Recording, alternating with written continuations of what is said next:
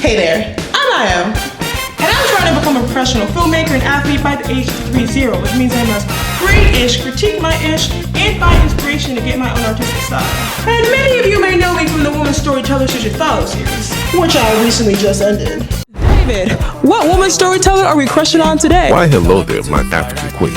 Today, let's crush on a woman who loves to start her videos off like this. David, this is a fabuloso baby, okay? We both know I don't got no babies. At least none that I know of. One of my own. My sister, welcome! Welcome! But I'm done with this series and it's time for a new chapter.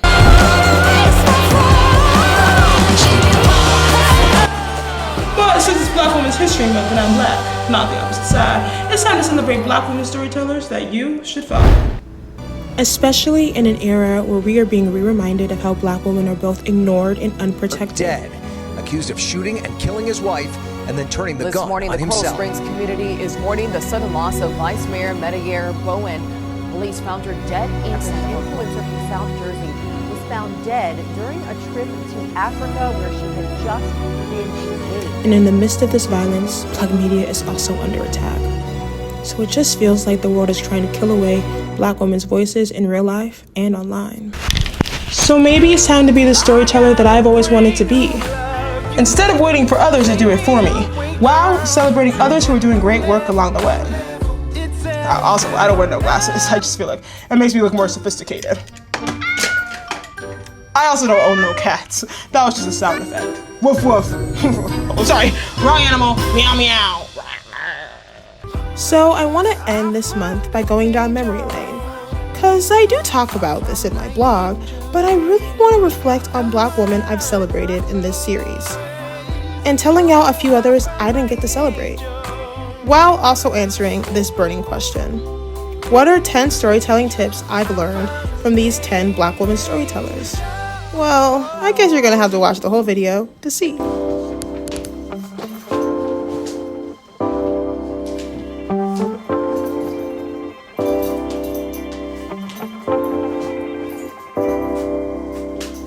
Let's start with the first person, Amani Richardson.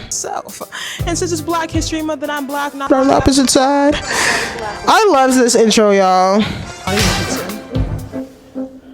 If SZA had a YouTube channel, it would be Amani. In fact, there needs to be a DNA test done immediately. Amani not only loves matcha, she loves matching you to a good story. That makes no sense. David, shut up, you're irrelevant. Let's talk about Amani. So I'm so glad I started with Amani because she actually was the first person who responded to this series, and I was very shocked by it because I did not think that girl had no time to be surrounded by a little fetus, you know, just talking with whatever.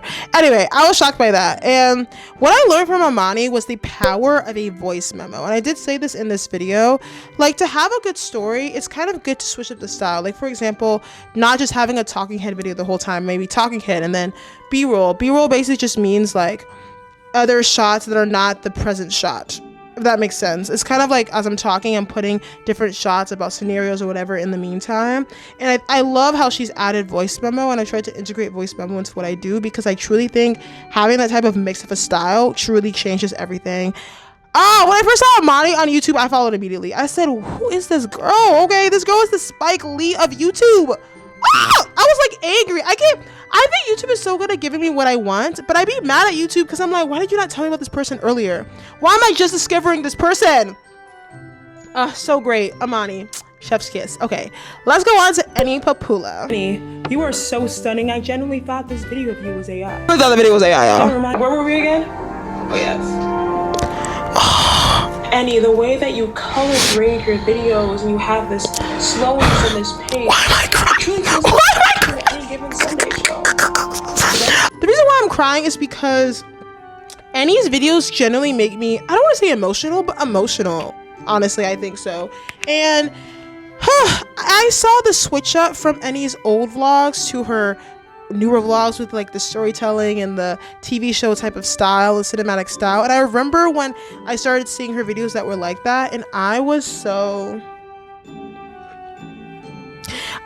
I got emotional like for a second, because I feel like Eni taught me that it's okay to pivot your storytelling style. Like if you're doing one particular way, because she was doing her vlogs a very particular way. She thinks her vlogs are boring, but I'm like, no girl, they was always good, because she's entertaining. Like she is interesting to watch regardless of whether there's cinematic storytelling style or not. But I feel like when I saw the switch up with her style, it's just everything. It's just everything. You tell she puts a lot of attention and time, and she's working on her craft, and I love that. So you have permission to change how you want to do your storytelling style. You do not have to stick to the same way. Just because people see you doing one way don't mean you got to stick with that way, you know. And I feel like that's what I learned from Eni, so props to her. Okay, now let's go on to Skylar. Copycats. We can truly be different, because you are very different indeed, and it's lovely to watch. Am I right, David? You know what I learned from Skylar, y'all? I learned that just because you have an idea that's different, it don't mean it's bad. It just means you finna shine greater. And the reason why I learned that is because Skylar's style is like nobody's style. Like nobody is like Skylar. I actually would argue that even with all these girls, they're all so different and unique, but I don't even think Skylar is like replicatable. It's just like she has her own thing. It's like her own vibe. What, I don't even know what you put in that category. I guess you would say she's fashion genre, but I don't know. She's just Skylar genre. That's what Skylar gives. And I feel like with her, I feel like, you know, you're allowed to do something that's so different and abstract and so unique, and that just makes you shine. I know for me, definitely I would think, oh well, somebody hasn't done this, so it must be it's bad. It must be that I shouldn't do this thing, but it's wrong. Like that's not proper thinking. Like just because it's different don't mean it's bad. It just means you're gonna shine. But period. You're doing your own lane and your own thing. Give yourself permission to make your own lane. Period. Poo. Okay. Next. Now let's talk about Nneka. Maybe yours isn't a get ready with me. Oh my gosh! I'm sorry. I just got, every time I watch that, it's so good. Like, girl, what? I love Nneka's stuff because it's just powerful, and she has taught me, find your ministry and stick with it. That's what that video was about, the one that I was showing, the one she did. That has made no sense. But that video that I was showing in the video is talking about finding your own ministry. It don't gotta be get ready with me. It don't gotta be, ain't nothing wrong with the get ready with me, but it don't gotta be that. Find your lane in your own place and own that differentness about yourself. Kind of like what I was saying about Skylar, you know? But I just love her because she's really an artist sharing her craft to encourage other artists in their crafts. And her work is just so like, so freaking good. Her work is a good reminder that if you have a gift, you should use it. Use that gift because the world, we need it.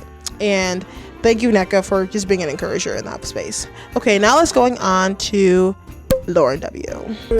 Cinema, great design. By the way, I'm gonna need you to design my apartment ASAPity, okay? Thank you for bringing this unique. Hey, this is an aside from talking about Lauren. I actually hated the way I color graded this. I was trying to do something different, but it's just like, it was just a little, my face wasn't looking the right texture, you know what I mean? Like, that's not my skin tone. So, and aside, that's me admitting my own editing flaws. But one thing I love about Lauren W is that she be talking fast, and I love that because it's just like, she gets to the point, you know what I mean? Like, I love a fast talker. I love me a fast talker. But one thing that she has really made me realize is the brighter, the better. So she has some of the dopest, like, background scenery because her apartment is just so well graphically designed, and I feel like it taught me the power of brightness and bright colors and bright aura and bright everything. And I realized when I was watching her stuff, I'm like, oh, I be putting my stuff real dark, bro. My videos be so dark, like, girl, what's going on? And I'm realizing more and more that I want just more brightness with the work that I create, and I want to make sure that when I tell stories, there's brightness and bright energy and bright vibes. And of course, when we're talking about something sad, it's going to be low lit, you know, low energy. But she's taught me the brighter, the better. Now let's go on to This Is For The Late Bloomers. Oh my God, help, help. There's a pack of them? Sorry, I don't mean to disturb this really well color graded cinematic video, but when I saw this, okay, so this is for the late bloomers, bro. You know what she taught me? She taught me that the world needs less copycatters. It needs more people to be themselves. Because I feel like This Is For The Late bloomers. If I met this girl in real life, she would probably be the same person online and offline. I don't think there'd be no difference. And I actually would say that about, once again, probably everybody that I've celebrated and uplifting in this video, but this is for the late bloomers. There's something just really authentic and real about her videos that just make it feel like you just chit-chatting with a friend, you know, you just vibing with somebody who just loves film, who also is balancing different things in life, and I relate to that. So I appreciate her presence. I appreciate her color grading, her slowness, her music, her thoughtfulness in her work and her editing and her growth. I just appreciate it all. I just appreciate people who put time into their craft, and I be seeing it. Okay, I be seeing it, so I'm gonna let you know, babes, you doing the thing. Okay, I really like the way she did this and the way that she's just showing her journey with cameras. I feel like she's another person that y'all need to be following and y'all need to be supported, because she's doing the thing. She's doing the thing on thing. Okay, now let's go into Brittney Janae. Content creation starts with one thing: documenting. The small, seemingly insignificant moments we capture now holds. It seems quite fitting that I would end this wonderful. Okay, so Brittney Janae, y'all, has taught me to show up and show out. The reason why I'm saying this is because Brittney Janae is one of the few Black women filmmakers that are on YouTube. There are not a lot of us on this platform. There's not a lot of us, honestly, even in real life, who are directing and doing the dang on thing. And I appreciate her presence because she's an expert. Like, I'm a fetus who came out of my mama's womb last night, you know, to try to teach y'all what I'm learning along the way. But she is an expert, y'all. She is an expert. Like, this is the stuff she does in her living, and she's giving us the information and she's teaching us the information. And I love it because it's making me realize, like, as someone who's trying to be a Black woman director, filmmaker, all that stuff, I should show up and show out and not be afraid to do that. And I thank Brittney Janae for instilling that within me. People say you can't be what you can't see. Because I see her, I know I can be that. Period. Poo. Now, there are 3 people that I did not feature in this series who I wish I did feature. I'm gonna talk about them because I feel like they deserve their flowers too. Okay, so let's start with Hallease. I hope I say your name right. I'm so sorry if I'm not saying it right. But another person who I'm like, okay, Black woman filmmaker, rarity in the online space and in real life, and she is giving us this amazing, wonderful information. And I feel like with her, I really learned that as I learn stuff, I need to teach that stuff. I need to make sure people also get this information too, so that I'm not just keeping it within myself. So learn it, teach it, and help somebody else is really what I've learned from her. But she's someone, once again, expert, similar to Brittney Janae. They just be doing this stuff for real in their life, like 100% all the time. So they just be knowing what they're talking about. So I love hearing from their lens about how to do filmmaking and kind of know the professional perspective from it. Oh my gosh, I just discovered this person, and I remember when I discovered her. Why am I getting emotional? I didn't get emotional. It's not that time of the month, but I think when I fell in love with her stuff because she don't edit fast. Her name is Amanda Louise.